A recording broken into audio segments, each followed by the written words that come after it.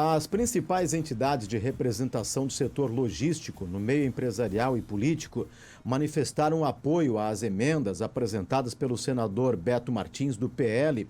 A proposta trata de benefícios e menos oneração na reforma tributária.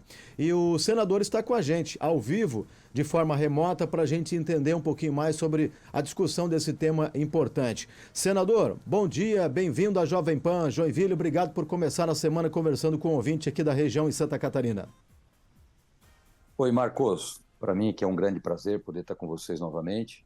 Estou sempre à disposição e essa é a nossa obrigação, prestar conta do nosso mandato e prestar conta do que a gente está fazendo lá em Brasília, em favor de Santa Catarina, mas também em favor de um setor que é muito importante para o estado de Santa Catarina. Santa Catarina respira logística, é um estado eminentemente logístico, nós temos 5 portos, nós temos 4 aeroportos de aviação comercial pujantes, enfim, todas as nossas ações visam proteger os nossos interesses aqui do setor produtivo de Santa Catarina. Senador, queria que o senhor explicasse para o ouvinte, né, quais são essas emendas aí apresentadas pelo senhor em relação a essa questão, né, de benefícios e menos oneração na reforma tributária, até para ambientar o ouvinte aí. Bom, Marcos, primeiro preciso dizer que eu apresentei 28 emendas.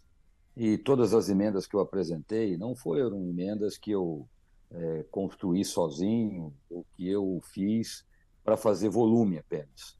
Em verdade, todas essas emendas foram construídas a 4 mãos, foram construídas com todas as entidades de logística do Brasil, que ficaram no meu gabinete, muitas vezes até altas horas da noite, para que nós pudéssemos construir soluções. Em verdade, esta reforma tributária, como está no Senado agora, e ela vem para uma última etapa.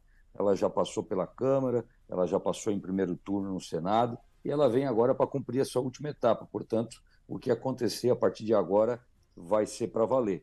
E a reforma ela é indiscutivelmente nociva aos interesses do setor de serviços, principalmente. Em vários setores, nós estamos defendendo também o setor de locação de imóveis, do jeito que está, nós vamos ter um aumento de carga tributária de 20% e essa conta não vai ficar no bolso do locador. Isso vai ser repassado para o trabalhador que não tem casa própria e depende de aluguel para morar. Agora, no contexto da logística, que é o setor, evidentemente, que eu entendo melhor, por ter 37 anos já de atividade nesse setor, nós temos a questão da exportação de serviço. A lei, de uma maneira equivocada, coloca que a exportação de serviço só acontece quando é realizado no exterior, e não é verdade, ela também é realizada aqui. Uma explicação mais exemplificada é quando você exporta qualquer produto pelo um porto, esse produto tem toda a cadeia econômica em torno dele isenta de impostos. Isso é custo Brasil, é dar competitividade ao produto nacional. E a logística é fundamental nisso. Muitas vezes o valor do produto não é o que define a sua competitividade. O que define a sua competitividade é a logística, é o transporte rodoviário, é a operação portuária e a armazenagem no porto. Essa cadeia de logística estava protegida por uma isenção dos impostos de PIS e CONFINS quando paga no exterior, porque isso traz divisas, traz dólares para dentro do Brasil. E hoje, do jeito que está escrito, nós não teríamos mais essa isenção e teríamos uma carga tributária na veia de mais de 27%. Isso vai ser repassado para o custo do produto, isso vai diminuir muito a competitividade do produto brasileiro. Temos também a questão do reporto, que é a isenção de impostos na importação de equipamentos para reaparelhamento portuário, aeroportuário, de equipamentos que não têm similaridade no Brasil. Se nós importarmos equipamentos, e a grande maioria que vem para os portos brasileiros, que vem para aeroportos brasileiros, são equipamentos que não têm similar feitos no Brasil. E eram isentos de impostos e agora está se colocando uma limitação até 2028. Isso vai causar um desinvestimento na logística brasileira e isso também trará resultados muito negativos para um setor que precisa muito se modernizar, que precisa muito se ampliar para que a gente possa dar novos horizontes à exportação brasileira. Senador, o senhor acredita que a gente tem um ambiente político para que haja uma sinalização positiva para aprovação dessas propostas de incentivo logístico? Qual é a leitura que o senhor faz desse momento aí? Olha, eu acredito sim que é possível construir. O Senado da República ele tem um jogo muito mais equilibrado do que a Câmara Federal.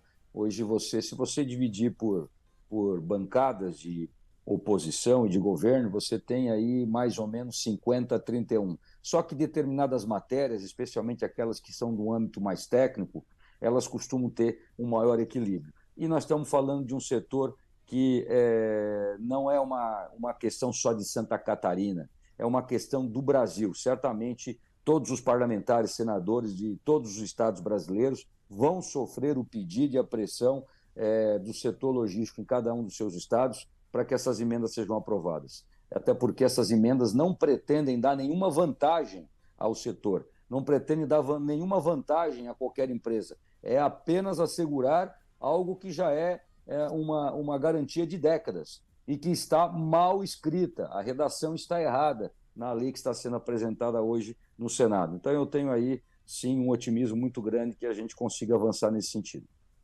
Senador, o senhor está de forma temporária, né, no Senado, mas como é que o senhor está avaliando a questão do cenário da oposição aí no Senado especificamente, principalmente na luta por mais emendas aqui para o Estado, né? Porque a gente acaba percebendo, obviamente, que há uma divergência política, ideológica, infelizmente, em relação ao governo federal.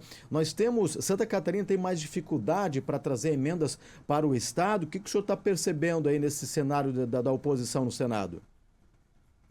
Veja bem, a distribuição das emendas para os estados, para os parlamentares, ela primeiro parte de uma equidade, né? Cada um tem lá a sua cota, e não é diferente no gabinete que hoje eu represento, mas que tem como titular, nós sabemos, a senadora Ivete, né? A quem tem um profundo carinho e gratidão. Então, essa garantia das emendas de cada senador está assegurada. O que cada um ganha ou pode assegurar de uma maneira diferenciada vai muito por essa pauta de votações. Agora, tem situações que estão sendo discutidas no Senado hoje que nós temos que representar o interesse do eleitor que nos colocou lá. Nós temos que representar o interesse da extensa maioria dos catarinenses que tem posicionamento claro sobre algumas matérias. Você sabe que nesse momento, e eu lamento por isso, nós estamos parados no Brasil na discussão de grandes temas, de temas de grande importância para o país, porque, na verdade, hoje nós temos uma pauta de polarização. Nesse momento, o Senado discute se vai ou não abrir uma comissão de investigação em relação ao ministro Alexandre de Moraes. Só para você ver como a base de equilíbrio já é maior, né, eu falei aqui que temos 31 senadores de uma bancada de oposição. Mas, em verdade, nesse momento, 36 já se posicionaram a favor da abertura da investigação. O que hoje se discute é se o presidente e se a mesa diretora do Senado vai colocar essa matéria para a decisão do plenário. Eu entendo que, obviamente, deveria, pela importância que ela tem.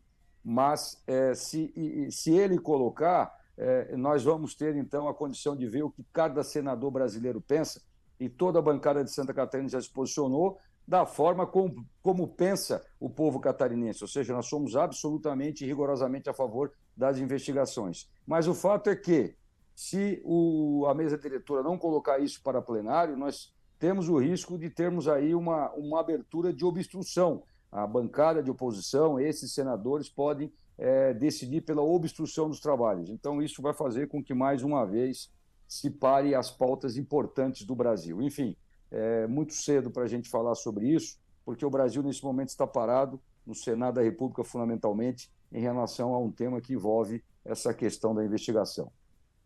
Senador, quando o senhor volta aí para a Secretaria de Portos, Aeroportos e Ferrovias, já é uma previsão e já tem pautas aí prioritárias no retorno ao governo?